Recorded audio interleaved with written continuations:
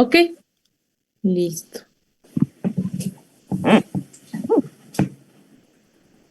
¿Cuántos conectados tenemos? Carolina ya está aquí, ¿no? Ya. Ujú. Bueno, buenas tardes con todos y todas. Muchas gracias por acompañarnos en este espacio que hemos preparado para una discusión crucial del país para todos. En este día reflexionaremos sobre la coyuntura política electoral desde una mirada crítica. Reflexionaremos sobre la gestión del gobierno de Daniel Noboa en Ecuador. Como moderadora, es un honor acompañarles en este espacio de diálogo y análisis en un momento en el que nuestro país atraviesa desafíos profundos que demandan nuestra atención y escrutinio. Hoy Ecuador vive un contexto marcado por una crisis de seguridad sin precedentes, con tasas de violencia que muchas veces escapan a nuestra propia comprensión. Según reportes preliminares del Observatorio Ecuatoriano de Crimen Organizado, enero del 2025 registró 781 muertes violentas, el mes más violento desde que Noboa asumió el poder en noviembre del 2023. Febrero no mostró alivio con 736 homicidios, un aumento del 90% respecto al mismo mes del 2024, incluyendo el trágico saldo de 53 menores asesinados. Estas cifras recientes sugieren que la violencia, lejos de ceder, se ha recrudecido. En el ámbito económico, los datos son igualmente preocupantes. El desempleo se esconde en las cifras oficiales, donde cualquier empleo precario e informalidad que afecta a más del 55% de la población es considerado por el INEC como empleo. Ecuador se perfila como uno de los pocos países en Latinoamérica que en el 2024 no creció.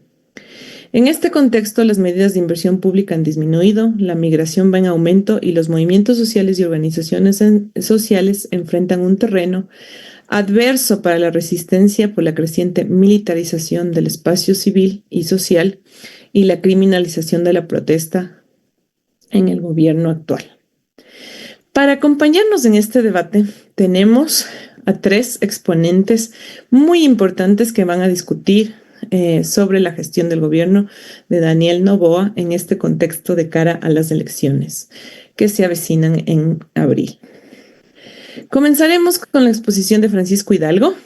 Francisco Hidalgo es un académico sociólogo ecuatoriano, actualmente profesor en la Facultad de Ciencias Sociales y Humanas de la Universidad Central del Ecuador, UCE, especializado en sociología agraria y del desarrollo.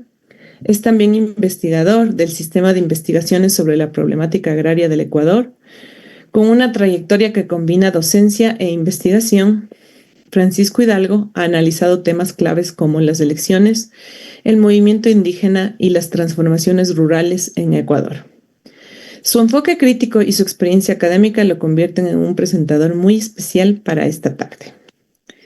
En segundo lugar, tendremos la exposición de Carolina Andrade. Carolina Andrade es la actual secretaria de Seguridad del municipio de Quito, un cargo que lidera estrategias para enfrentar la creciente violencia en la capital ecuatoriana. Con una formación en gestión pública y experiencia en políticas de seguridad urbana, Carolina ha estado en el centro de la respuesta municipal a la crisis de violencia y avance del crimen organizado que vive el país, especialmente la ciudad de Quito. Su participación en este debate ofrece una visión práctica y directa sobre los desafíos de la seguridad en el país, enriqueciendo la discusión con su conocimiento de primera mano y su rol en la administración pública. Por último, tenemos a Henry Allan. Henry Allan es un profesor sociólogo ecuatoriano de la Universidad Central del Ecuador, donde se especializa en la cátedra de Historia Latinoamericana, Pensamiento Político Latinoamericano. Con una carrera que abarca la docencia y la investigación, Henry lidera el proyecto de investigación de élites y poder político de la Facultad de Ciencias Sociales y Humanas y ha realizado importantes estudios sobre las élites guayaquileñas, las cámaras de comercio y la gestión de Lenin, Lasso y Noboa. Gracias a todos por estar aquí.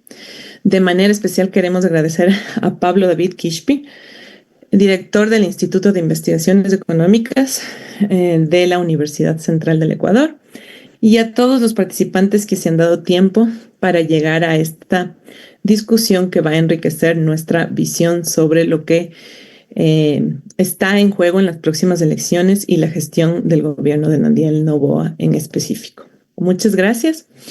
Un poco los tiempos. Cada uno de los participantes tendrá entre 15 y 20 minutos para hacer su exposición y luego abriremos un espacio de debate de alrededor de 30 minutos con preguntas que los participantes puedan hacerlas después de las exposiciones. Muchas gracias y comenzamos con Francisco.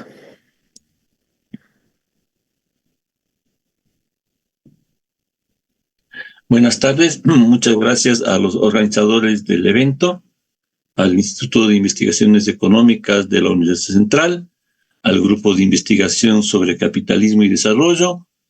He preparado una exposición en diapositivas que quisiera presentarla. Veamos si lo logro.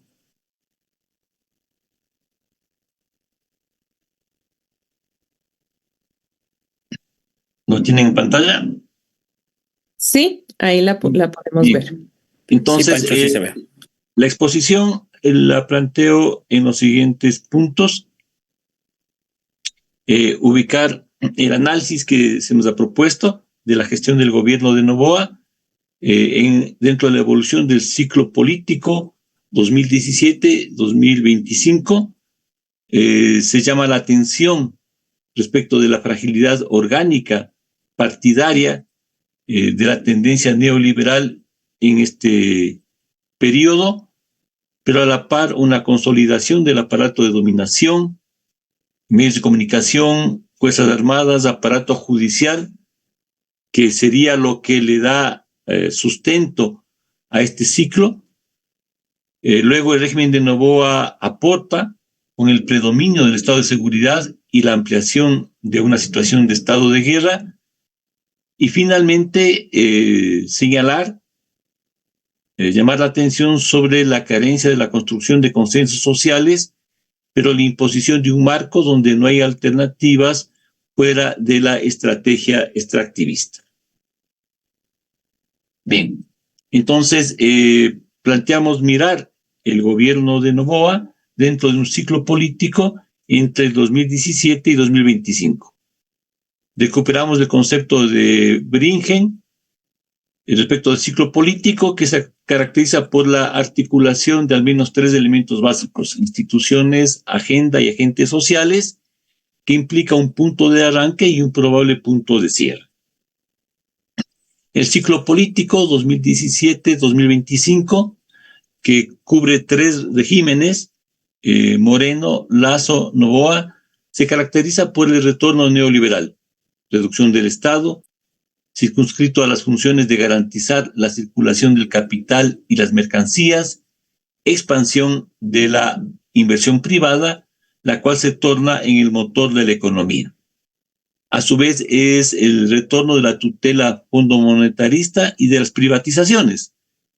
Recordemos que en el gobierno de Moreno, en el año 2019, se vuelve a suscribir un convenio, un acuerdo con el Fondo Monetario Internacional, que es el que permanece hasta la actualidad y da conducción a la política económica.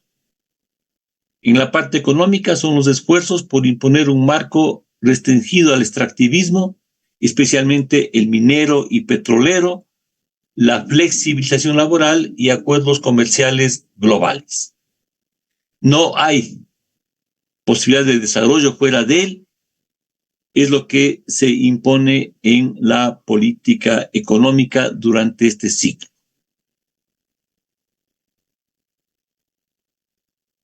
En segundo lugar, constatamos que si en la parte económica se impone una restrictiva vía de extractivismo más precarización, nos llama la atención que en la parte política se caracteriza por la fragilidad orgánica de la tendencia.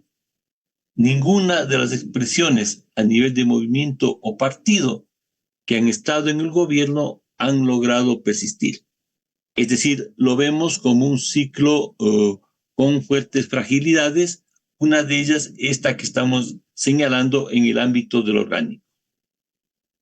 Un ejemplo de ello es el partido Creo, que de fuerza gobernante en el 2021, en las elecciones recientes, prácticamente registramos su extinción.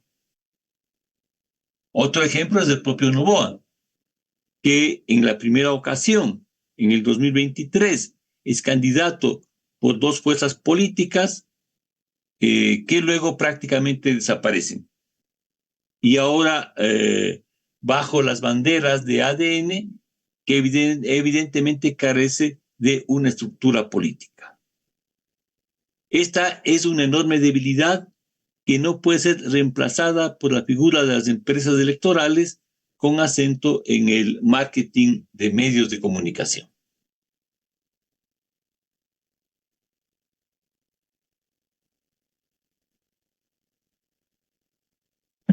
Si planteamos esta fragilidad orgánica, por otro lado, constatamos una consolidación de los aparatos de dominación, medios de comunicación, fuerzas armadas y aparato judicial. Lo que da secuencia y sustento al ciclo neoliberal son la consolidación de lo que en estricto rigor es un aparato de dominación, por la vía de la imposición de un estado de represión de la mano de un discurso de violencia y de miedo. Los portavoces políticos ya no están en los partidos ni en el Parlamento. Se traslada hacia las Fuerzas Armadas, la Fiscalía, los grandes medios de comunicación y la manipulación de las redes digitales. El debate político ya no gira en torno al modelo de desarrollo, las relaciones de Estado-sociedad, el enfrentamiento a la inequidad, la pobreza, los sectores étnicos y de género y su inclusión en la sociedad. El debate político gira en torno a las cuestiones de violencia y de seguridad.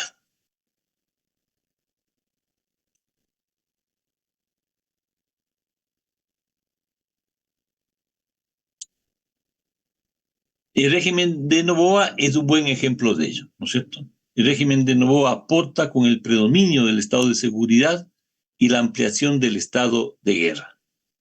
Intenta sostenerse sobre esas bases. Recordemos que el régimen de Noboa emerge en el contexto de una crisis del gobierno de Lasso.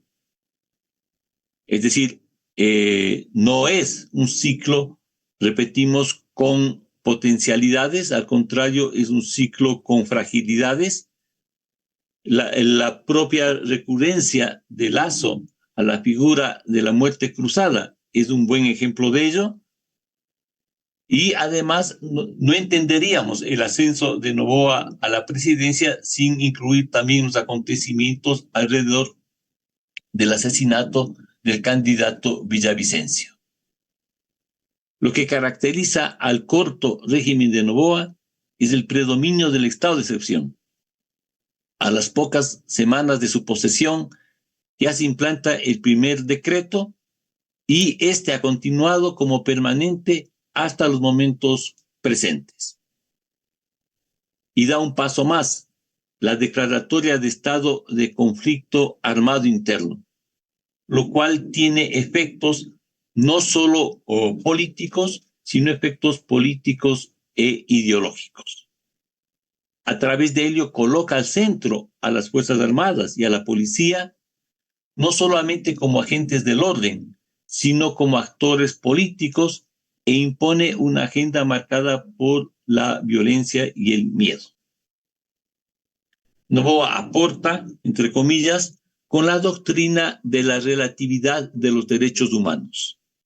Recordemos sus posiciones respecto del derecho al asilo, la inviolabilidad de las sedes diplomáticas, más recientemente la restricción de derechos a quienes están en las cárceles y su propio planteamiento de ir a una reforma constitucional precisamente para marcar, para restringir para una contrarreforma en el campo de los derechos, todos ellos supeditados al estado de orden.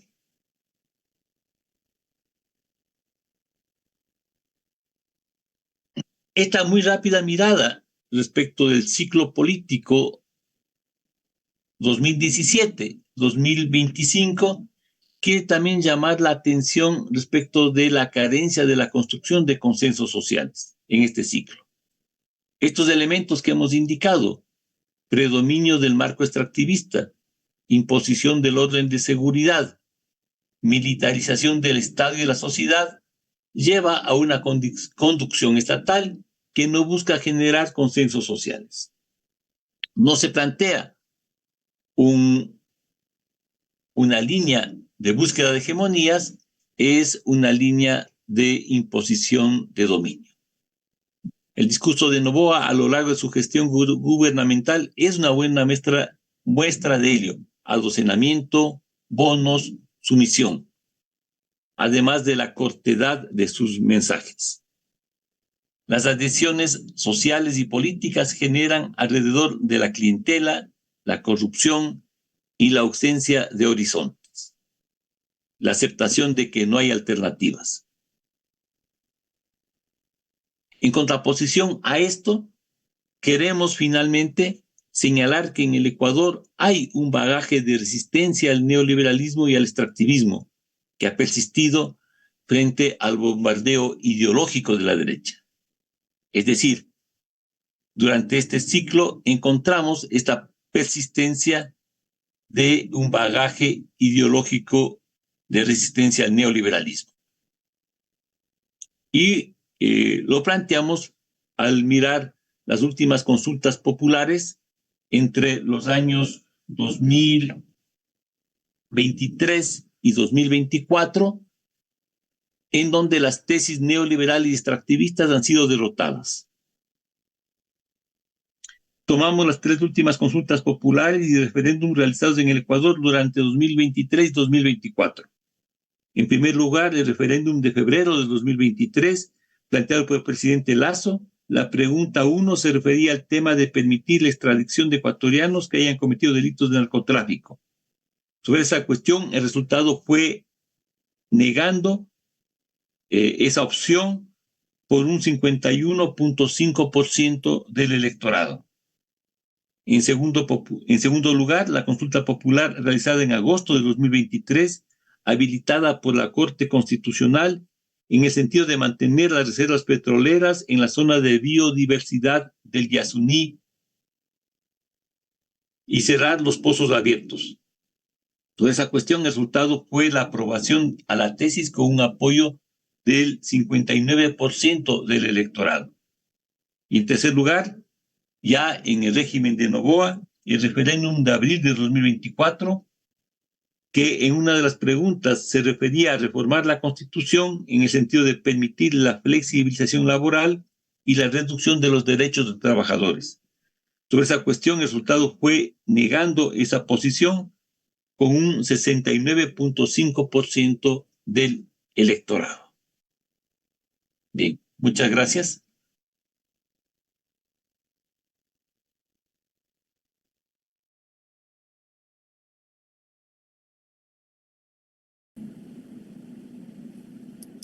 Muchas gracias, Francisco, por esa exposición. Esperamos que los participantes hayan anotado algunas preguntas para Francisco y damos paso a la exposición de Henry Ala.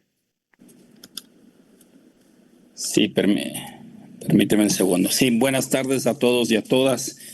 Antes que nada, agradecerles a todos los...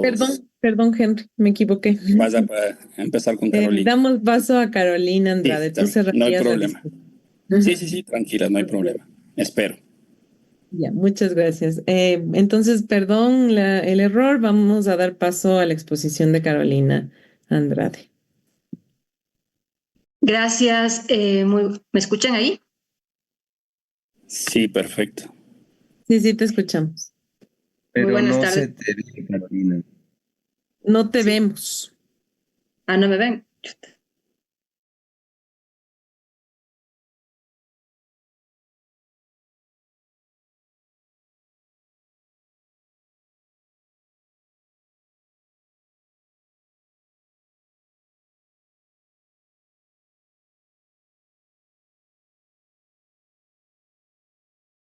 Ahí me escuchan. Sí, perfecto. Mil disculpas. Justo cuando me conecté se me desconectó el Zoom. Mil disculpas. Ahí me escuchan, ¿verdad? Y me ven bien. Ahí te vemos y te escuchamos. Sí, Muchas gracias, Carolina. Gracias a todos. Gracias por la invitación. Un gusto poder acompañarlos esta tarde. Y voy a dividir mi exposición en tres momentos. El primero, conectando un poco con lo que nos decía Francisco, ¿no es cierto? ¿Cuáles son esos elementos estratégicos, claves que tenemos que tener presente que han venido influyendo durante los últimos años para llegar a la situación en la que estamos ahora, ¿no es cierto? Y yo he venido sosteniendo una tesis porque no se puede explicar la crisis de violencia, de inseguridad que vive el país solamente con una causa.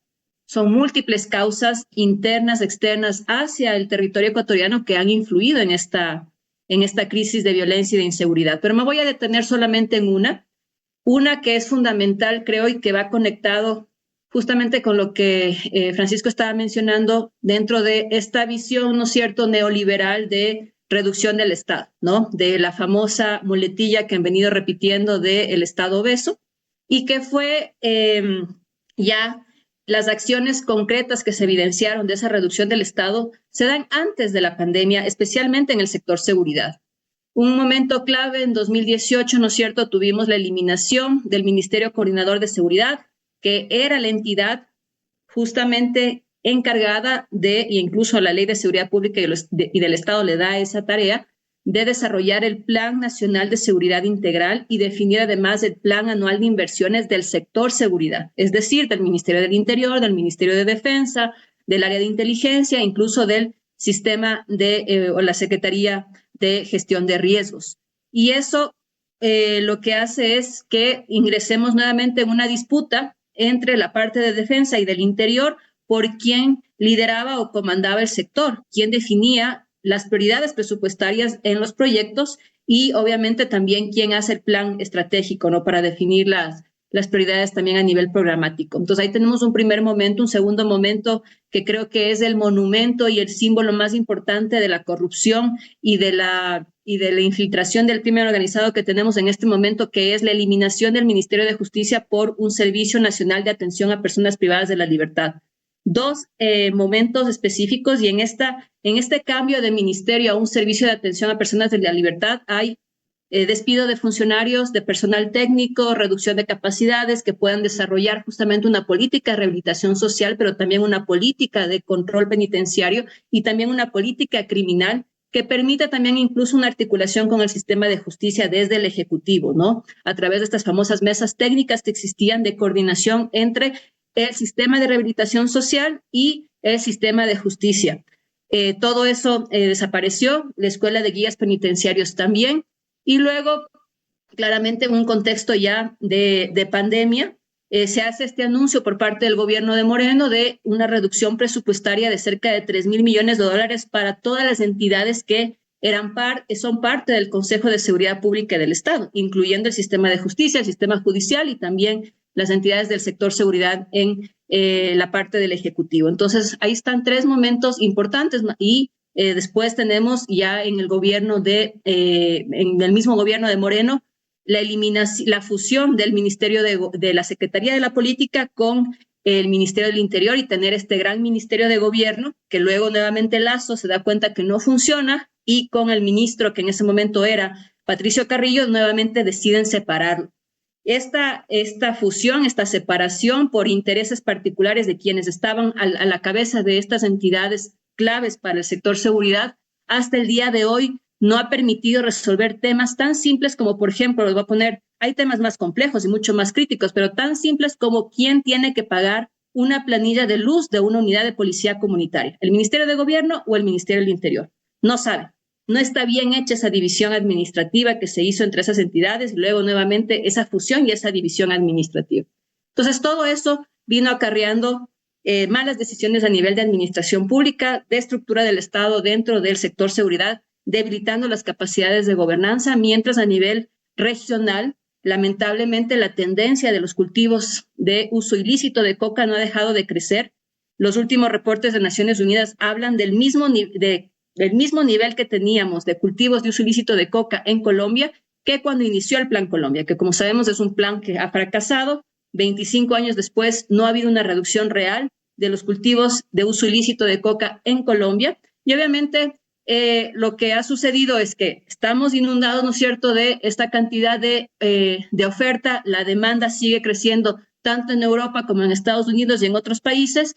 Y la gran pregunta que deberíamos hacernos, ¿qué es lo que ha encontrado el crimen organizado como una ventaja competitiva? Es decir, menos riesgo, pero más rentabilidad en el Ecuador, para que tengan que sacar cerca del 75% de la cocaína de Colombia por el Ecuador y cerca del 60% de droga que llega a Europa proveniente del puerto de Guayaquil. ¿Por qué? ¿Por qué no es más fácil o más rentable para ellos sacarlo desde Colombia, sacarlo desde Brasil o incluso desde otros países, ¿no es cierto?, de la región? Entonces, ahí hay algunos elementos y ya poniéndonos en la coyuntura, ¿no es cierto?, en el momento actual, porque claro, ha sido muy insistente esta narrativa de que supuestamente hay una lucha, crearon este escenario para poder declarar el conflicto armado interno y a partir de esto un elemento fundamental, subirnos 3 puntos del IVA. 3 puntos del IVA que hasta este momento no ha sido invertido lo adecuadamente en la fuerza pública para poder realmente, entre comillas, sustentar ese famoso anuncio de que ese proyecto de ley para el conflicto armado interno, donde incluyeron dentro de todas las reformas tributarias y otro tipo de reformas, el aumento de los 3 puntos del IVA. Más o menos se calcula que podría ser cerca de 1.300 millones de dólares que se habría recaudado solamente hasta diciembre, pero ahí hay un tema importante. Yo he revisado, por ejemplo, todo lo que es Ministerio de Finanzas, los datos para saber cuánto realmente se ha recaudado, cuánto realmente se ha de esos recursos especiales, que fue una contribución que incluía también contribuciones especiales por el conflicto armado interno, ha sido trasladado al sector seguridad en su presupuesto, no ha sido trasladado. Y los 28 millones que dicen que han gastado de esos 1.300 millones de dólares, principalmente se ha ido a gasto corriente, se ha ido a pagar compensaciones de la fuerza pública, se ha ido a pagar también el tema de alimentación y se ha ido un rubro importante también al Centro de Inteligencia Estratégico para el pago de servicios de inteligencia. Eso es la información pública que está dentro del Ministerio de Finanzas. Entonces son 1.300 millones que en principio dijeron que iban a estar recaudados para el tema de seguridad, pero la fuerza pública además tampoco ha recibido, porque además este gobierno, a partir de la declaración de conflicto armado interno, ha dicho que supuestamente con esta narrativa de mano dura iba a entregar esos recursos a la fuerza pública para que la fuerza pública esté mejor equipada, que pueda atender, que pueda haber más presencia de efectivos en las diferentes áreas y diferentes zonas, pero eso no ha pasado. Un año después de la recaudación, justamente en abril que inició, ¿no es cierto?, la recaudación de los 3 puntos del IVA, no se ve esos recursos invertidos ni tampoco devengados en inversión real, en logística, en capacidades, en tecnología dentro del sector seguridad. Al contrario, cuando vamos a ver el sector seguridad, por ejemplo, en el año 2024, solamente tuvo una ejecución del 45% del total de su presupuesto de inversión, de su plan anual de inversión, de todas las entidades que conforman el sector seguridad. Y cuando vamos a ver quién es el que menos ha ejecutado, es el Servicio de Atención a Personas Privadas de la Libertad, solamente el 11% de su presupuesto de inversión. De 78 millones de dólares, solamente ejecutó 8.8. Y en el total de los 337 millones de dólares que tenía el sector seguridad, solamente ejecutaron 153 millones, que corresponde, como decía, al 45%. Y claro, Servicio Nacional de Atención a Personas Privadas de la Libertad, con una ejecución de 11%, por eso es que no hay decisión política de poner ni controles, ¿no es cierto?, ni tener centros justamente de monitoreo interno de las prisiones, evitar el ingreso nuevamente de celulares, que sigan con comunicaciones desde las prisiones sin tener los inhibidores de señal. Ahora han querido nuevamente posicionar, dado el hecho de esta decisión autoritaria de decir ustedes no pueden usar los celulares en el momento de la votación, sustentándose con informes de inteligencia totalmente inválidos a partir de informes de redes sociales de TikTok, cuando por otro lado, ¿no es cierto?, no han sido capaces de controlar las comunicaciones y evitar y restringir las comunicaciones dentro de las prisiones. Entonces, ahí vemos las prioridades dónde están. Y claro, ya para 2025, en cambio, cuando vemos nuevamente qué está pasando en el presupuesto del sector seguridad, para ver si realmente es una prioridad para el gobierno nacional, vemos que primero hay una reducción del presupuesto de 337 millones que tenía todo el sector el año pasado, este año tiene 295 millones. Es decir, una reducción del 12% entre 2024 y 2025 para el presupuesto anual de inversión. Y ahí principalmente vemos una reducción importante en lo que corresponde al SNAI. En 2025, nuevamente una reducción para el SNAI, que es una institución que está, como decía, es el monumento de estos últimos 3 gobiernos de la corrupción y de la infiltración del crimen organizado, y que no vemos una voluntad política o al menos una mínima intención de querer restituir lo que siempre debió ser un gran Ministerio de Justicia que pueda tener realmente las competencias y el personal técnico para poder tener políticas públicas de verdad. Entonces ahí vemos varios elementos que nos distan de esta narrativa de supuestamente la seguridad es una prioridad, supuestamente el tema de, ¿no es cierto?, de fortalecer las acciones de la fuerza pública, y por otro lado, por eso es que hemos visto durante las últimas semanas también mucha inconformidad dentro de las mismas fuerzas de la fuerza pública.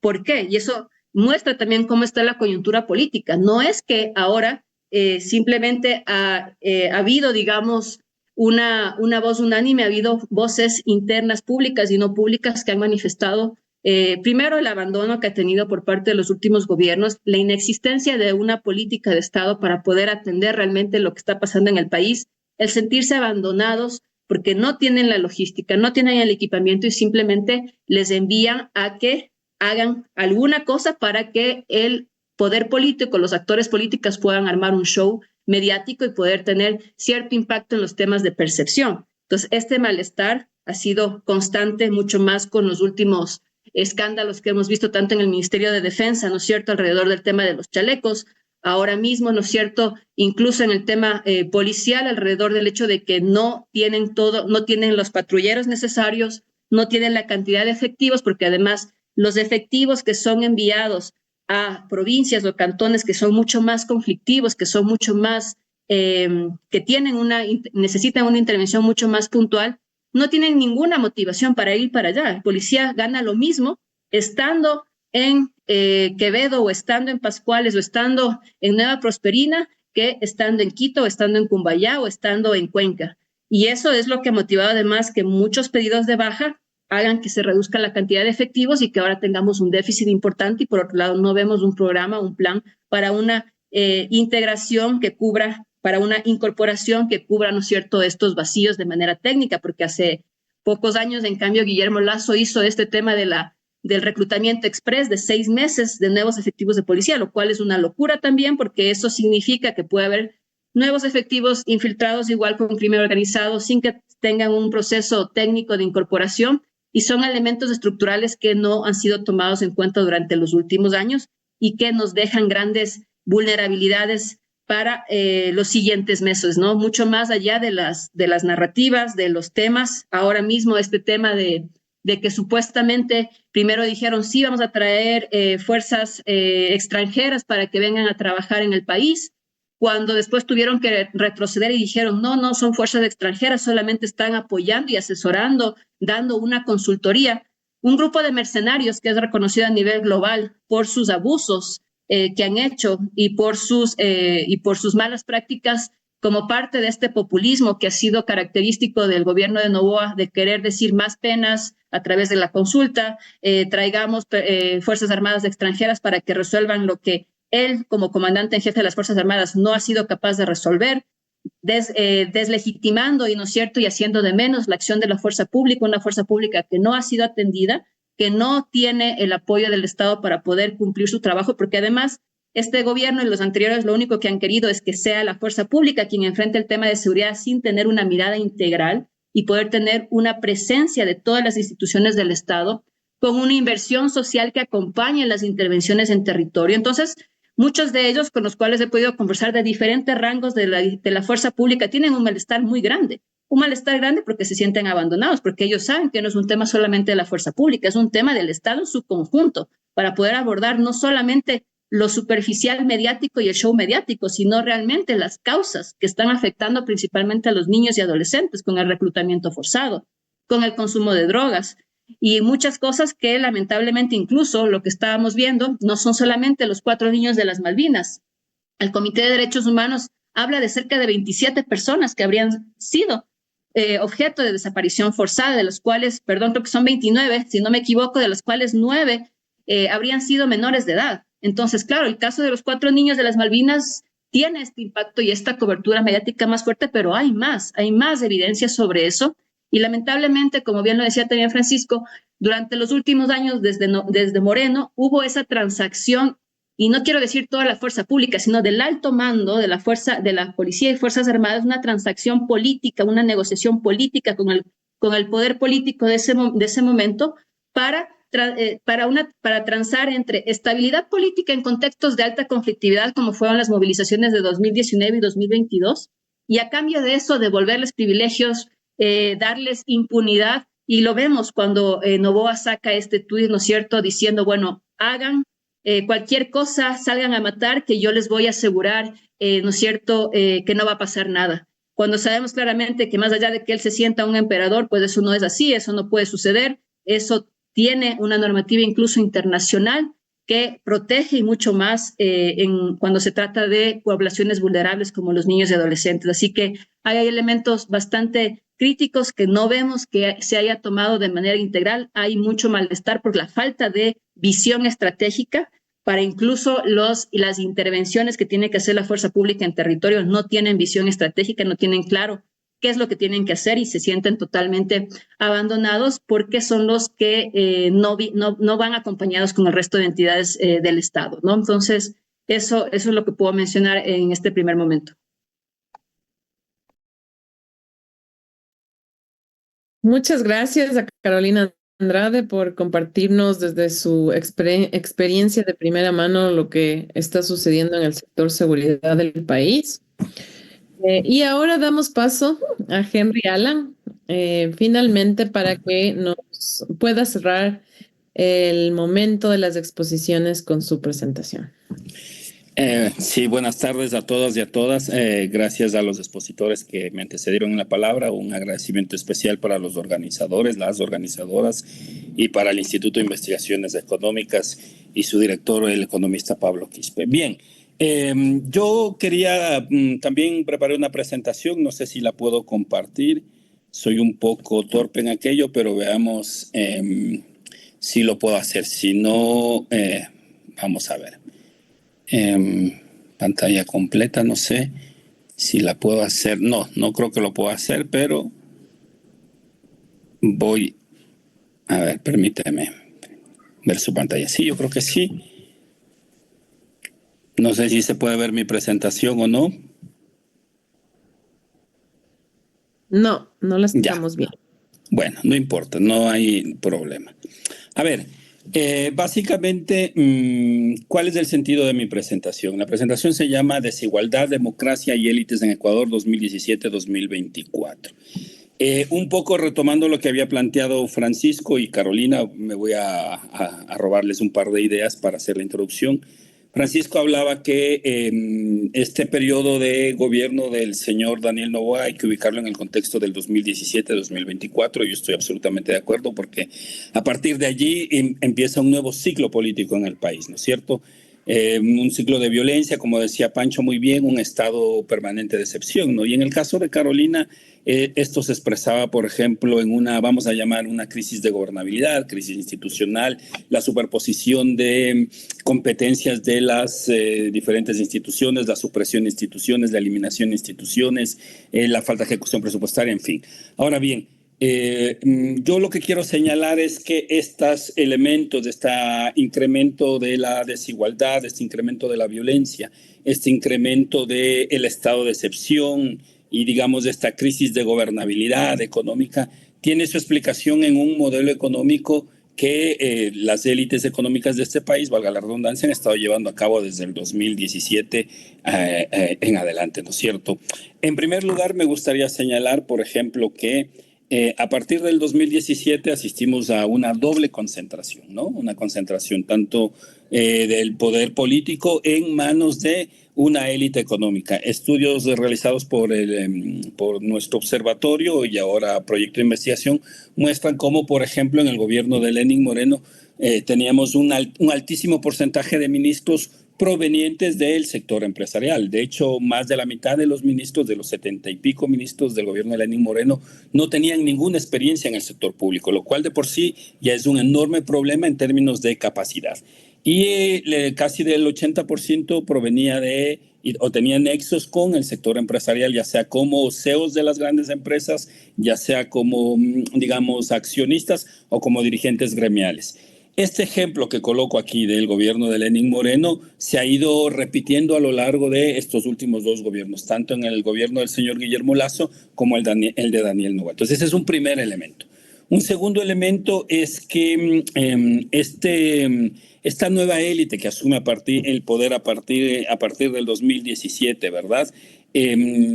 Ha desarrollado, ¿no es cierto?, un patrón, un modelo de desarrollo, vamos a llamarle, no inclusivo o que no ayuda mucho a resolver los grandes problemas de desigualdad de nuestro país. De hecho, el gran problema del país es que estas élites económicas que hoy controlan el poder político han instrumentalizado el Estado para ponerle en función de sus intereses. Lo voy a poner en otras palabras. Básicamente lo que sucede es que una élite económica que llega por vía democrática a partir del 2017, se radicaliza a partir del 2018 con la consulta popular de Lenín Moreno, una élite económica atrapa el Estado, lo toma y a partir de allí lo instrumentaliza y lo pone a su favor. Es decir, se cambian, se modifican leyes para que la política pública permita el enriquecimiento de estos sectores. Más adelante voy a explicar 2 ejemplos para que se pueda tener claro lo que digo. Entonces, tenemos esos elementos, ¿no es cierto? Una élite económica que controla el poder político, que implementa un modelo económico, un modelo de desarrollo que básicamente es utilizar el Estado para apalancar sus negocios. Ahora bien, ¿en qué contexto se da esta captura del Estado? Primero tenemos una desinstitucionalización del país, como señalé, a partir del 2018 con la malhadada consulta popular, que muchas personas la denominaron la reinstitucionalización, ¿no es cierto? Que básicamente, y no nos digamos mentiras, era alejar a sectores progresistas que tenían el control del Estado, la mal llamada descorreización, ¿verdad? Otro elemento importante es que esta nueva élite, ¿no es cierto?, utiliza una serie de discursos ideológicos, digamos, para legitimar su poder. Ahí me gustaría mencionar algunos muy de pasada, ¿no es cierto?, porque ya se han señalado aquí, ¿no? El discurso de reducir el tamaño del Estado, ¿verdad? Todo lo público es malo, es de mala calidad, lo privado funciona mejor, hay que priorizar los recursos públicos, hay que pagar las deudas, o estas palabrejas que suenan a sofisticación, pero que en realidad esconden esta intención de reducir el papel del Estado, optimizar el sector público, desvinculación laboral, reducción del gasto corriente. A esto tenemos discursos que intentaban privatizar, discursos y acciones que intentaban traspasar bienes públicos al sector privado. Pero claro, como la palabra privatización ya es una especie de mala palabra y la gente está muy atenta a esto, pues inventaron una serie de palabrejas, ¿no? Como, no sé si se acuerdan, monetización de activos, delegación administrativa a privados, ¿no es cierto? O en el caso ya de términos macroeconómicos, hablar del déficit cero, de la actualización de precios, sincerar precios, que básicamente era, digamos, evitar el control del Estado en ciertos sectores económicos, ¿no es cierto? Y un discurso que a mí me llama mucho la atención, que incluso lo suelo oír en el bus, en la calle, incluso entre los estudiantes, ¿no es cierto? Es esta idea de que hay que votar por los ricos porque los ricos no roban, ¿no es cierto? No sé si lo han escuchado muy a menudo cuando uno se sube en el taxi, en el bus, con los estudiantes, esta imagen de vamos a votar por los ricos. Porque el rico, pues primero sabe cómo hacer dinero, por lo tanto tiene una experiencia y sabe cómo hacerlo, ¿verdad? Los demás, digamos, somos unos simples, ni siquiera somos simples aprendices porque nos las pasamos dando clases o en libros, pero un empresario, pues él sí se merece ser electo porque sabe cómo hacer dinero. Y la segunda idea es que como tiene dinero, no va a robar. Entonces, estos discursos en el ambiente ideológico crearon las condiciones para que esta élite asuma el poder. Y aquí voy a la segunda y última parte de lo que quería señalar, ¿no es cierto? Estos discursos permitieron a esta élite económica que y esto hemos tenido discusiones al interior del proyecto de investigación, hemos decidido, hemos decidido también en plural, llamarla neoligárquica, porque tiene actuaciones oligárquicas propias del siglo pasado. Es verdad que las élites no son las mismas, es verdad que han surgido nuevos grupos familiares, nuevos sectores empresariales, pero su comportamiento, su forma de organizar la vida social, la vida económica, la vida política, sigue patrones oligárquicos que creíamos desaparecidos a partir de los años 70. Entonces, esta élite oligárquica que controla el poder económico, que controla el poder político, básicamente utiliza el Estado para apalancar sus negocios privados, evidentemente siempre bajo el discurso de que son intereses públicos y en un ambiente ideológico donde lo que se hace a través de los medios es difundir esta idea de que lo privado es mejor que lo público, que como señalé varias veces, el rico es rico porque sabe trabajar y porque se merece el voto porque no ha de robar, o aquella idea de que el pobre es pobre porque quiere, ¿verdad? Entonces, voy a la segunda parte y quisiera desarrollar algunas ideas, exponer algunas ideas de una investigación que estamos haciendo en el grupo de investigación sobre las élites. Es cómo estos grupos empresariales capturaron, por ejemplo, la política de seguros, ¿no es cierto?, de las empresas públicas. Y básicamente me voy a concentrar en el caso de Petroecuador.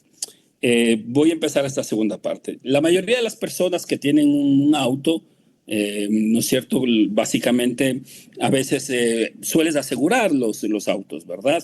¿Y para qué aseguras el auto? Para que si algún día tú te chocas o te lo roban, la aseguradora, digamos, pueda cubrir el costo de tu vehículo, el costo del robo, el costo de la reparación y, digamos, el gasto no sea oneroso. Evidentemente, esto implica el pago de una prima. Esta prima es un pago por tener asegurado. Entonces, digamos, dependiendo de tu vehículo, la prima está entre 70 a 60 dólares y evita que cuando te choques tengas que asumir, digamos, unos costos onerosos. Lo mismo pasa con las empresas públicas, ¿no es cierto? Las empresas públicas en el Ecuador están obligadas, sobre todo las más importantes, siguen estando obligadas a asegurar sus bienes. Voy a narrar el caso de Petroecuador, que es el que le he seguido la pista en estos último año y sobre el que vamos a presentar un artículo. Es interesante porque, no sé si recuerdan, a partir del 2010, durante el gobierno de Rafael Correa, se decidió crear una empresa pública de seguros, la famosa empresa de seguros Sucre. Todas las empresas públicas estaban obligadas a asegurar los bienes de los bienes de estas compañías, de estas empresas, ejemplo CNT, ejemplo Petroecuador, incluso las propias Fuerzas Armadas, estaban obligadas a asegurar en la compañía estatal, Seguros Sucre, ¿verdad? La empresa Seguros Sucre funcionó más o menos bien desde la fecha, no recuerdo exactamente porque es mucha información, desde el 2013 más o menos hasta el 2017, ¿no es cierto? 2013 a 2017. A partir del 2018, con el gobierno de Lenín Moreno, empiezan a salir una serie de reportajes, videos, reportajes televisivos, reportajes periodísticos, mostrándolo, entre comillas, lo grave y lo perjudicial que es tener una empresa pública que tenga el monopolio del aseguramiento, ¿sí? Y ahí pueden encontrar en la red muchos videos. Entonces, a partir del año 2017 ya se empieza, 2018, Lenín Moreno empieza a hacer pequeños cambios legales al tema del aseguramiento. ¿Cuál era la idea? Era que las empresas privadas de seguros participen, ¿no es cierto?, en esta actividad económica que estaba reservada para el Estado, sobre todo en lo que tiene que ver a las empresas públicas. Y a partir del 2018 se empieza a cambiar la normativa. Esto llega a su punto máximo en el 2021 cuando Guillermo Lasso decide de plano eliminar Seguros Sucre. Y ustedes dirán, ¿qué tiene que ver esto con Noboa y qué tiene que ver con las elecciones? Pues tiene que ver mucho. A partir del 2021, entonces, las empresas públicas como Petroecuador, como CNT e incluso las Fuerzas Armadas ya no están obligadas a asegurar sus equipos, los aviones en el caso de las Fuerzas Armadas, todas las instalaciones de Petroecuador en el caso de la compañía de petróleo, ¿verdad?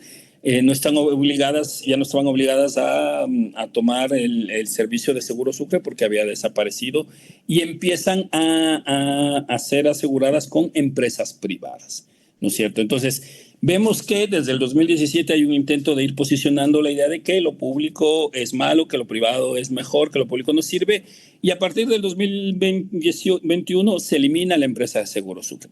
Y aquí viene lo interesante. Como dije, me voy a concentrar en el caso de Petroecuador. A partir del 2020 se empieza a hacer una serie de concursos para ver qué empresa privada gana el aseguramiento de los bienes de Petroecuador. Pero lo interesante es que, primero, en ningún momento estaba claro el precio de los bienes de Petroecuador. Algunos analistas hablaban de 6.000 millones de dólares, 10.000 millones de dólares, otros hablaban de 3.000. Lo cierto es que a partir del 2021, curiosamente, quien gana la posibilidad de asegurar los bienes de Petroecuador es Latina de Seguros, ¿verdad? Latina de Seguros pertenece a la familia Arrosemena Merino, ¿verdad? Y es interesante porque ¿cómo gana esta empresa? Eso es lo más interesante, ¿cómo gana este concurso? Se presenta una convocatoria para asegurar los bienes de Petroecuador, aparecen 3 empresas, Seguro Sucre, que ya estaba en vías de extinción, Seguros de Hispana y Seguro Latina. Y curiosamente, ¿no es cierto?, técnicos de Petroecuador borran con lápiz, esto va a parecer irrisorio, va a parecer ya de risa, los técnicos de Petroecuador que estaban encargados de la adjudicación del aseguramiento borran con un borrador común y escriben con lápiz y reescriben las propuestas y le asignan a Latina de Seguros la posibilidad de hacerse con este negocio por 50 millones de dólares. Al final, digamos, el tema importante es que hay una serie de juicios, contrajuicios entre las diferentes empresas, se elimina Latina, luego asumen otras empresas, entre ellas Hispana de Seguros, etcétera. Pero aquí voy cerrando. Lo más importante aparece en el año 2023. Una vez que se acaba el periodo de aseguramiento de los bienes de Petroecuador con la empresa Latina de Seguros, curiosamente en el año 2023 gana una empresa que se llama La Unión. No sé si ahora a propósito de que en los medios está circulando, digamos, todas estas declaraciones de la ex esposa del presidente, se me va el nombre, la señora Goldbaum, perdón, se me escapa el nombre. En el 2023, antes de que el señor Daniel Noboa sea presidente, gana, se adjudica la posibilidad de asegurar los bienes de Petroecuador, Seguros La Unión. Pero ¿qué es lo interesante de todo esto y dónde quiero mostrar cómo estas élites atrapan el Estado y lo utilizan para apalancar intereses privados en nombre de intereses públicos y en este marco de desprestigiar lo público y reivindicar, digamos, el traspaso al sector privado? Lo interesante primero es que sorpresivamente los bienes de Petroecuador empiezan a ser valorados en 10.000 millones y una prima que costaba 50 millones de dólares pasa a costar 99 millones de dólares sin ninguna justificación. Segundo, la empresa La Unión, que es la que gana la adjudicación en el 2023, era la empresa más pequeña de todo el grupo de aseguradoras privadas. Y tercero, y lo más interesante, a mí me llama la atención, espero que a ustedes también, es que cuando ya se le adjudica Seguros La Unión, este negocio, Petroecuador le adelanta 50 millones de dólares, ¿verdad?, a la empresa La Unión para que haga el aseguramiento. Es decir, haces negocios, pero además el propio Estado te adelanta el dinero. Y recuerden que todo esto estaba en el marco del discurso de la crisis fiscal, de que no había dinero. Ahora bien, ¿de quién es o a quién pertenece Seguros La Unión?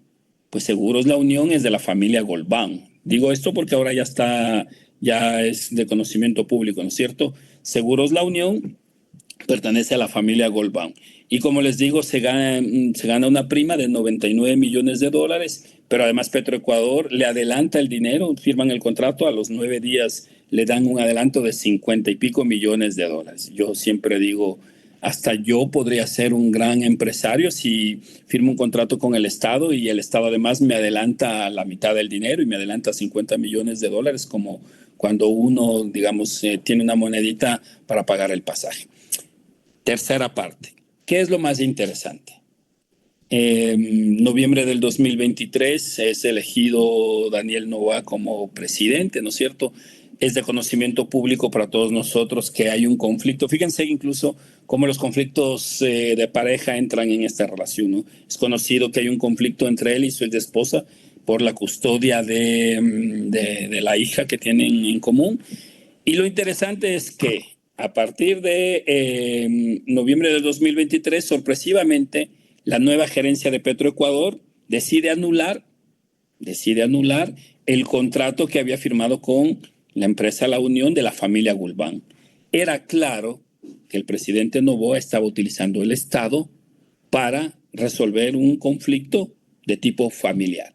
Entonces, Petroecuador rescinde el contrato con la empresa La Unión, ¿no es cierto? Con Seguros La Unión, perdón, y le extiende el plazo por 3 meses para buscar otro tipo de aseguradora, ¿no es cierto? Ahora bien, en el caso de Petroecuador y en el caso de Seguros La Unión, digamos, ya en enero, a través de Fiscalía y a través del sistema de justicia, se empieza a establecer juicios a esta empresa aseguradora. Y lo curioso es que de todos los casos de juicios que hay entre las aseguradoras y Petroecuador, el único que ha avanzado y el único que ha llegado al allanamiento de las instalaciones de las empresas aseguradoras es el caso de Seguros La Unión. Entonces, voy cerrando. Lo que quiero decir es que a partir del 2018 asume el poder una camarilla muy ligada al sector empresarial que utiliza el Estado para apalancar negocios privados con el discurso del interés público. Y esta camarilla ha ido atrapando la política pública, ha ido capturando la política pública, ¿no es cierto?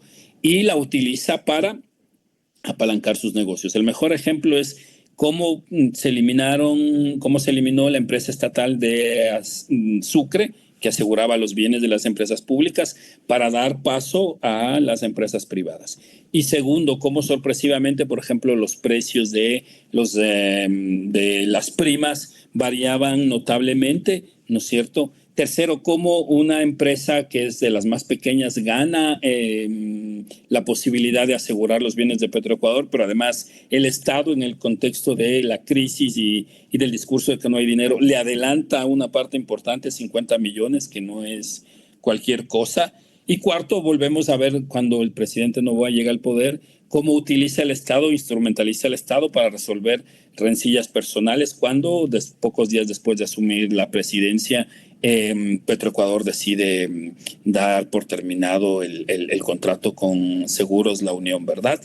Quinto, podemos ver cómo hay también una utilización y digamos, de la justicia, porque el caso de Petroecuador y las aseguradoras hay múltiples juicios y el único, curiosamente, que ha avanzado es donde incluso ha habido allanamientos. Entonces, digo, solo tomando esta política pública podemos ver cómo las élites han capturado, y cierro con esto.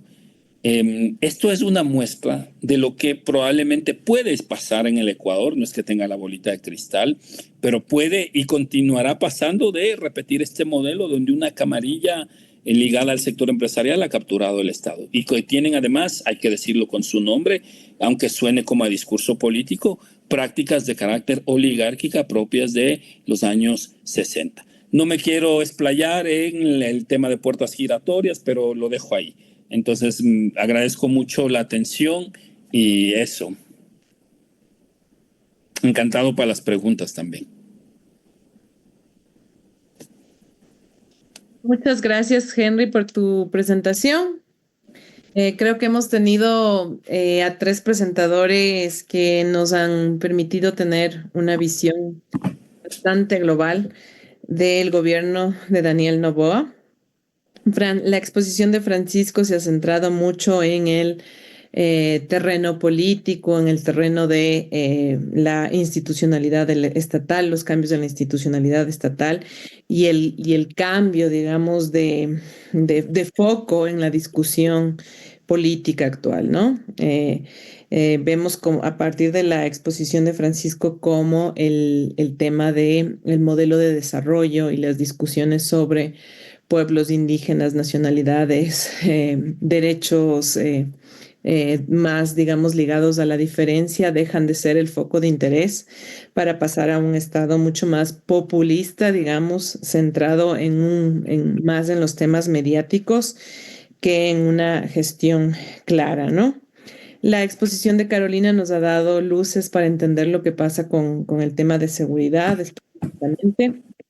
Y vemos ahí que también hay un abandono institucional, una crisis muy fuerte de la institucionalidad a cargo del tema de la seguridad, un tema tan sensible para el Ecuador.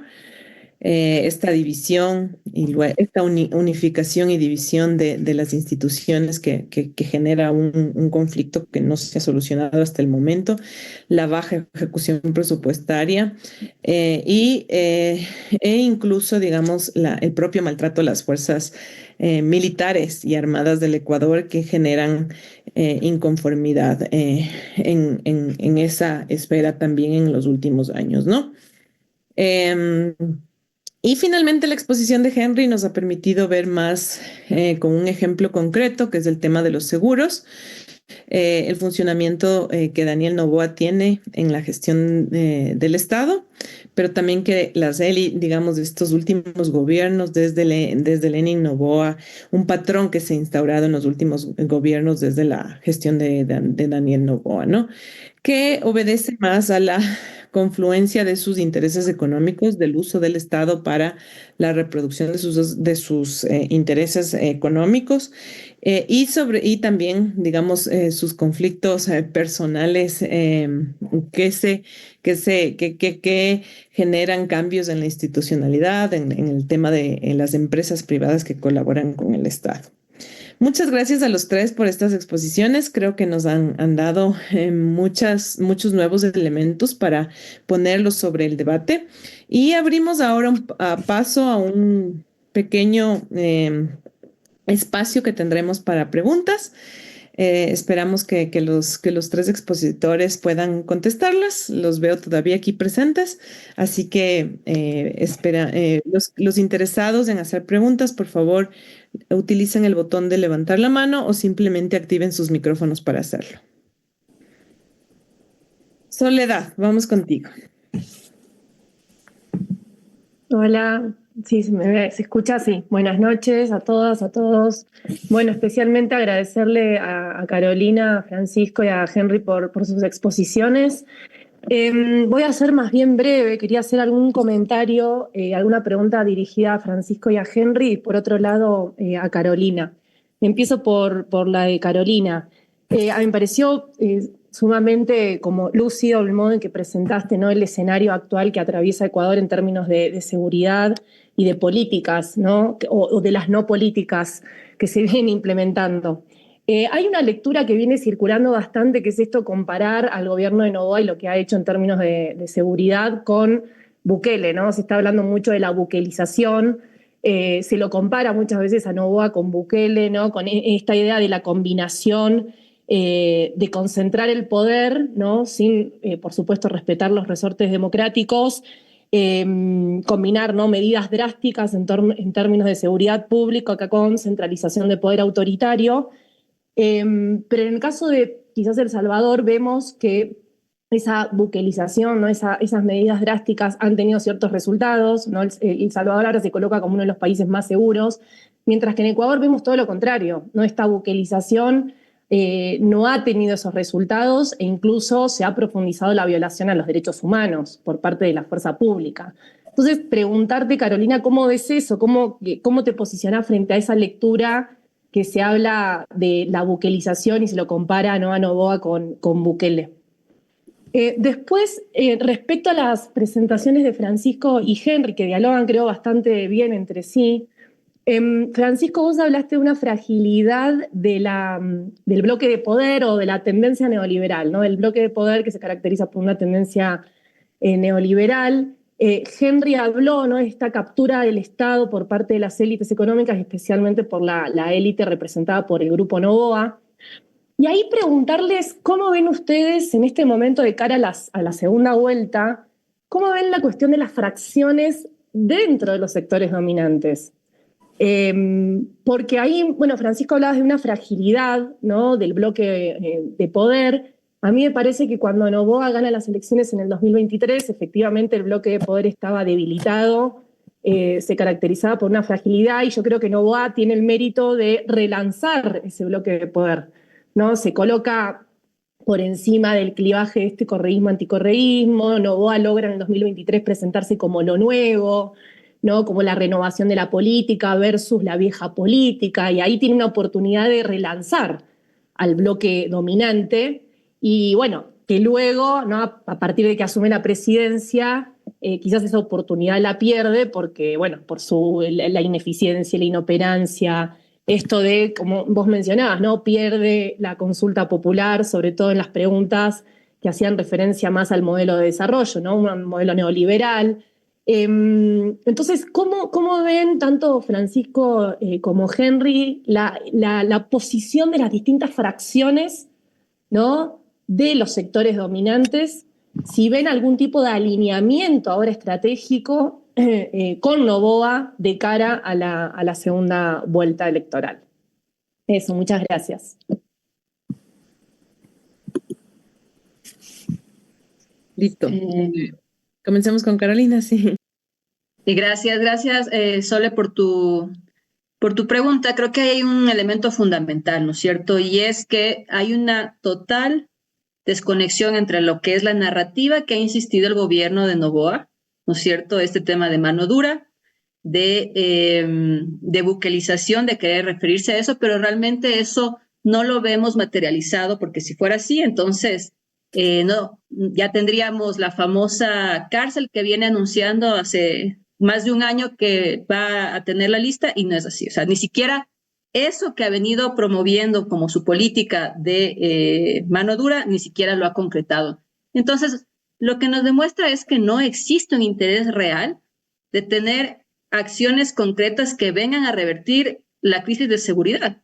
El único interés que ha existido durante todos estos meses es incrementar la recaudación tributaria para seguir pagando deuda a los acreedores dentro del país y fuera del país, porque cuando vemos las finanzas públicas, 1.300, 1.400 millones de dólares se sigue pagando a acreedores de deuda interna.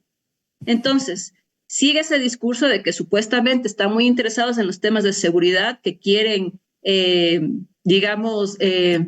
tener acciones mucho más contundentes, pero lo que vemos son shows mediáticos para decir que están haciendo algo, políticas de no ejecución presupuestaria para que el dinero que no se ejecuta vuelva al Ministerio de Economía y Finanzas y se siga pagando deuda. Entonces, la gran pregunta es, ¿quiénes se han beneficiado de esta crisis de violencia durante los últimos años a partir, primero, de seguir teniendo al día el pago, ¿no es cierto?, de lo que tienen que recibir?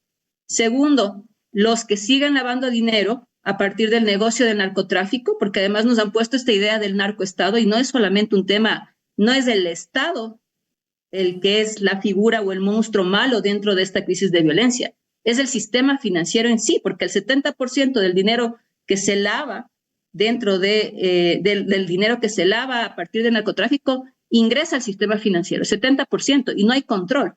No hay control porque no tenemos un sistema antilavados, no hay control porque no hay Estado, y hay una total improvisación en las decisiones que se siguen tomando, incluso de temas mínimos y básicos de manejo del Estado y de la administración pública. Entonces, es una narrativa que sigue alimentando esta idea o esta falsa idea, ¿no es cierto?, de que estamos en una guerra y que tenemos que tener todos los recursos para poder enfrentar esta guerra. Entonces, 3 puntos del IVA. Entonces, contribución especial incluso para las empresas, les pusieron una contribución especial por seguridad en la ley de conflicto armado interno. Entonces, siguen recaudando, pero esos recursos que recauda el Estado no está siendo invertido ni en seguridad ni en otras áreas del Estado, y sigue esos recursos destinándose al pago de deuda interna y deuda externa. Esa es, digamos, la tónica que hemos visto y que, claro, electoralmente es bastante rentable que Noboa siga utilizando el discurso de sí, yo estoy más cercano a la visión de Bukele, sí, yo soy alguien de mano dura, pero no lo vemos materializado porque eso también refleja la inconformidad y el malestar que tiene la fuerza pública frente a la no atención por parte del Estado y el dejarlos, digamos, casi que sin ningún otro respaldo de instituciones estatales hacia lo que tienen que enfrentar. Y otro lado, como son en medio de toda esta improvisación, pues no tienen consignas claras la fuerza pública cuando va a ejercer sus acciones en territorio, solamente les exigen productividad. y frente a eso, pues hemos visto que la falta de control civil de las fuerzas públicas, tanto policía como fuerzas armadas, pues da como resultado que no haya control interno, de que se promueva la impunidad interna y de que se generen altas violaciones de derechos humanos sin que se espere que vaya a tener algún tipo de proceso o de sanción real.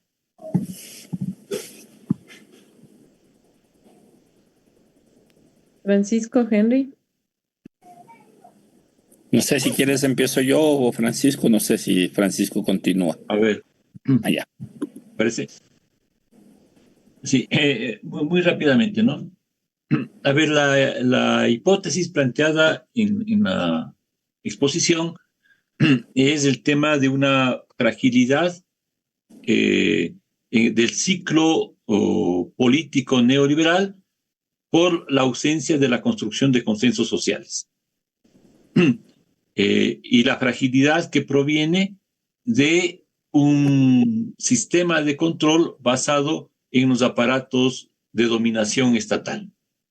Entendiendo por Estado, no solamente el Estado, entendiendo por Estado las estructuras de poder, medios de comunicación, iglesia, fuerzas armadas, aparato judicial. Esa es la hipótesis que se plantea, ¿no es cierto? Ahora, sobre el tema de fracciones que plantea Soledad, ¿no es cierto? O sea, justamente, digamos, la muy corta evolución, porque en Novoa hay una evolución que dura un mes, ¿no es cierto? Entra en noviembre del 2023 diciendo, yo no soy ni contra ni pro, yo no estoy en contra de nadie, yo soy pro, ¿cierto? Esto les duró 3 semanas, ¿no es cierto? Le duró alcanzar una mayoría para sacar los impuestos. Al poco rato, diciembre, él pasa abandona el discurso ese de yo no soy contra, soy pro, al discurso de la guerra. Estado de excepción, guerra interna, ¿no es cierto? Ese discurso de guerra interna es el que es, digamos, coherente con esto que yo, como yo lo miro, ¿no es cierto?, que me planteo mirarlo. El discurso de guerra no tiene un objetivo concreto de combate, como lo ha visto Carolina claramente, es más un discurso ideológico, ¿no es cierto? Es en torno al discurso de guerra que él entonces cohesiona a las distintas fracciones. La pregunta de Soledad apuntaría un poco de lo que yo le entiendo es ¿esas fracciones están en este momento cohesionadas en torno a Novoa o no? Yo pensaría que no hay una plena cohesión. Si eso se expresa o no, y digamos, públicamente, me parece que lo tienen medianamente controlado, pero yo creo que efectivamente no hay un control porque, digamos, nuevamente, no es suficiente el discurso de guerra frente al nivel de conflictividad nacional e internacional. Entonces ahí yo planteo justamente que es un ciclo que en este momento, digamos, está fuertemente amenazado. Es decir, no tiene posibilidades reales de prolongación por la ausencia de consensos sociales. Porque su programa económico es un programa restrictivo, extractivismo y flexibilización laboral. Y yo añadiría que hay un elemento del cual no hemos hablado, que es también toda la fractura a nivel internacional, ¿no es cierto? Entonces, me parece que es un elemento importante a considerar. Pero bueno, dejaría ahí la respuesta a la inquietud propuesta por Soledad.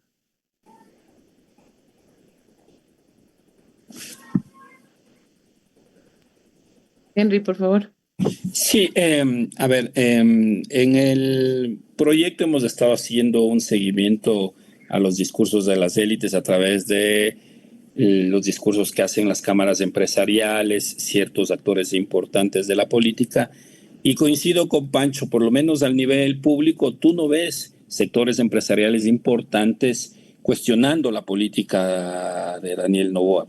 Hay pequeños puntos de fuga, uno que otro reportaje en contra de Daniel Noboa o que cuestiona su política, pero en general tú no ves al interior de esta élite dominante, por lo menos de manera pública, un fraccionamiento, ¿verdad?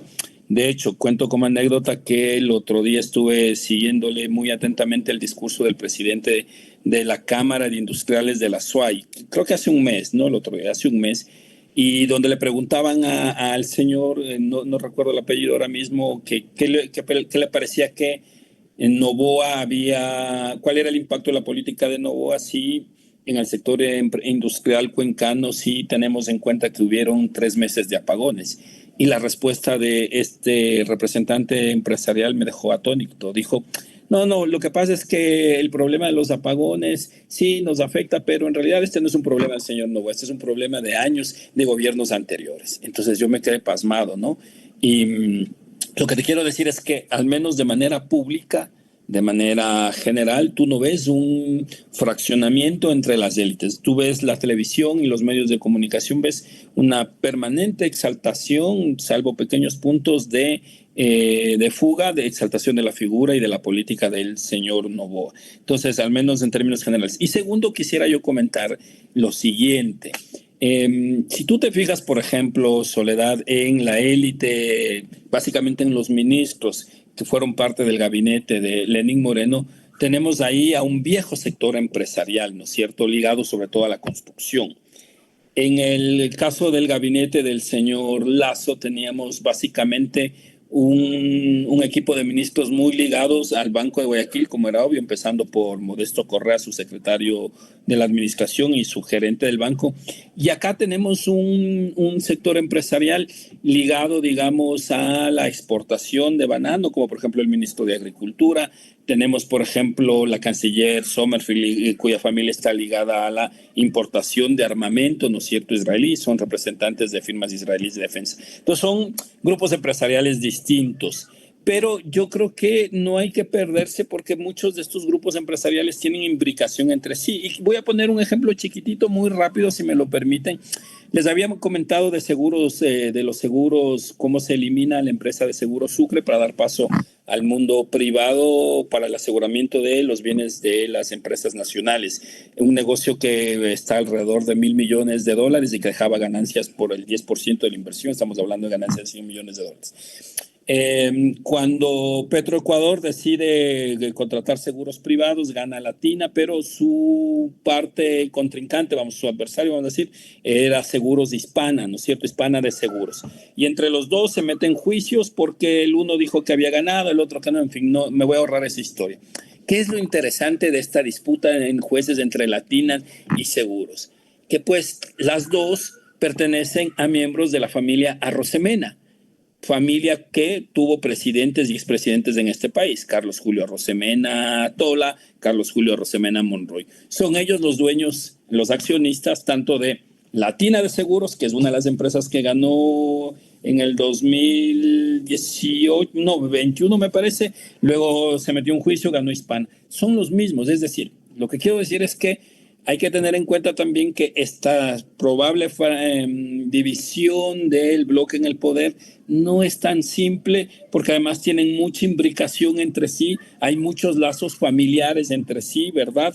Así que no la veo tan clara. Y de manera pública, por lo menos no han mostrado digamos, un fraccionamiento. Concluyo con esto. El día de ayer nada más se reunía Noboa con un grupo de empresarios, me parece que era en el Hotel Marriott, y si tú ves las declaraciones de los empresarios, era culparle de todo, como ya sabemos, de todos los problemas a Luisa González. De hecho, uno de los representantes decía que era de las mejores exposiciones que había escuchado, que él estaba muy claro y entendía que la mejor propuesta para defender la dolarización era la del señor Daniel Noboa. Entonces, insisto, de manera pública no parece haber este fraccionamiento, pero además, aunque son élites distintas, ligadas a sectores económicos distintos, hay que tener en cuenta que operan bajo una lógica familiar o oligárquica del siglo pasado y suelen tener relaciones de parentesco y de negocios entre sí, así que no lo tengo claro, tan claro así.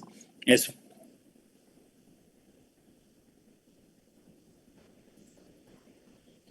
Muchas gracias por sus respuestas. No sé si haya más preguntas en el panel.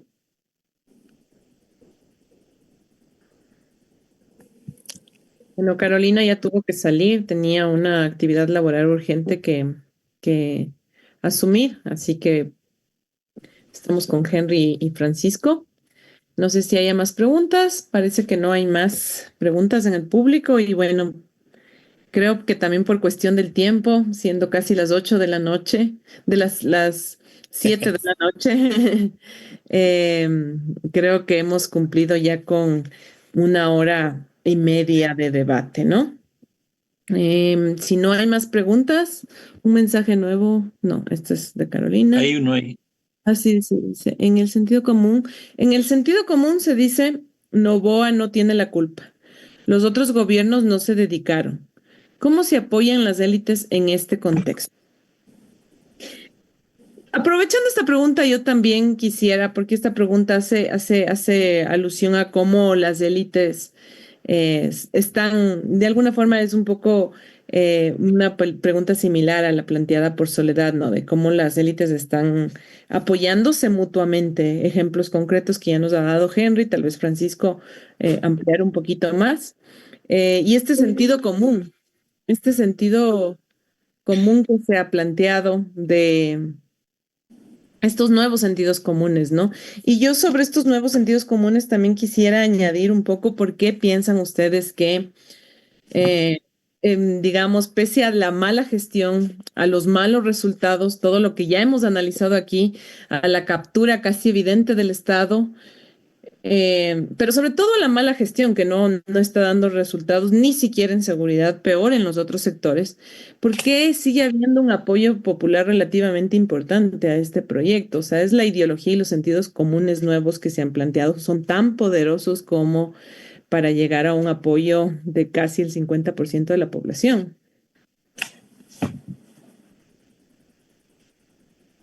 Pancho, ¿quieres tú empezar? Dale tú. Bueno, mira, yo creo que si tú me lo preguntas, esto es una idea que no tengo suficientes evidencias. Yo creo que se trata de una venganza de clase. Lo voy a decir así de claro. ¿En qué sentido? Digamos, tú puedes hablar con mucha gente que simpatiza con el presidente Daniel Noboa y puedes mostrarle que en muchas de las cosas están equivocados. Ejemplo, lo que ha hecho Carolina con esas cifras maravillosas de el problema de la seguridad. Tú puedes explicarle lo mismo sobre economía, lo puedes explicar sobre cómo han capturado el Estado y mucha de la población no va a cambiar de opinión, ¿no? De hecho, no lo va a hacer. Y entonces, yo sospecho que detrás de esto están dos cosas, ¿no es cierto? Una es una suerte de venganza por lo que significó esta irrupción cuasi plebeya durante el 2007-2017. No vamos a decir que era una irrupción plebeya, pero sí era una irrupción de actores que no estaban comúnmente activos en la política. Era una irrupción más bien de clase media, ¿no es cierto? La irrupción del correísmo. Y no se le va a perdonar, ¿no es cierto? El hecho de que Correa haya implementado una política, por ejemplo, de cobro de impuestos, ¿no es cierto? De una política donde escuchas a los empresarios, pero eres el actor que toma las decisiones. Recuerden el discurso siempre de Correa: si quieren tomar decisiones, ganen las elecciones. Soy yo el que mando, soy yo el actor elegido. Entonces, sospecho que hay una suerte de venganza de clase, y esta se sustenta en quizá en que estamos viviendo la ideología, como dice David Chávez, en su estado más puro, ¿no? Solo termino con esto muy rápidamente. En el semestre pasado le solicité a mis estudiantes un trabajo donde expongan las cifras económicas del país y se lo presenten a personas que estaban a favor del presidente Noboa. Se imprimieron las cifras económicas de un papel muy grande y la fuente era el Banco Central. Les pedí a los estudiantes que capturen la reacción de las personas, ¿no? Pero sobre todo que entrevisten a personas que simpatizaban con el presidente Noboa. Y no me sorprendió, hubo muchos insultos de parte de la gente contra los estudiantes. Algunos les dijeron que qué tipo de profesores tendrán, que qué tipo de profesores les estarán adoctrinando. A una le insultaron, a otras les dijeron que no importa las cifras, que igual esa persona le quiere al señor Noboa. Entonces, esto que cuento de esta anécdota de este ejercicio de clase que había hecho el semestre pasado te muestra que hoy está operando la ideología en su máxima expresión. Te digo, les habrá pasado a todos. Uno intenta debatir con alguien y quiere mostrar cifras, y cuando ya no hay forma de rebatir las cifras, dices, pero bueno, al final prefiero estar con Noboa, o al final las cifras pueden ser inventadas. Entonces, creo que es una suerte de venganza de clase que se expresa en este correísmo y anticorreísmo, y un estado, vamos a decir, exacerbado de la ideología, entendida como esta idea de que, ¿no es cierto?, tenemos ideas que no se sustentan en la realidad, que no tienen el menor asidero, como por ejemplo la supuesta visita oficial de Noboa ayer, ¿no? El sábado, a Estados Unidos, y que pues son amplificadas por los medios. Creo que esto es como más de una intuición. No tengo todavía las suficientes evidencias para afirmar con más fuerza lo que digo, pero es más como una intuición. Francisco, ¿quieres cerrar? Buena, muchas gracias, Cristina. En torno a tu pregunta, bueno, como se ha visto, digamos, bueno, yo estoy trabajando el tema de ciclos, entonces, sí, en el concepto de ciclos es importante el tema de centralidad, ¿no es cierto? ¿Dónde está la centralidad del ciclo, los actores y los temas? Y si nosotros comparamos tres ciclos, digamos, 1990, 2008, 2007, 2017, 2017, 2025, bueno, es una hipótesis, ¿no es cierto? Uno va encontrando que, por ejemplo, mientras en el ciclo 1990-2008 la centralidad es el debate Estado-sociedad, la inclusión en Estado-sociedad, lo cual da paso a la Constitución 2008, que reconoce al Estado como plurinacional e intercultural, entre otras cosas, ¿no es cierto? Digamos, en el ciclo 2017-2025, el tema que se va volviendo central es el tema de seguridad y es el tema de guerra, ¿no es cierto? Desaparece o queda muy reducido un debate político, el bien común, el Estado, la sociedad, ¿no es cierto? Se instala, digamos, un tema que es el tema de guerra, de seguridad, de miedo, en donde lo que corresponde es, digamos, un aparato represivo y la relatividad de los derechos humanos. Ahora, este no es un fenómeno solo de Ecuador, ¿ya? Es en este contexto en donde van ganando fuerza los sectores de derecha y de ultraderecha, ¿cierto? Desaparece el debate del Estado, del bien común, de lo público, de la inclusión, y gana centralidad el debate nuevamente de guerra, de seguridad, de miedo, de relatividad de los derechos humanos, ¿cierto?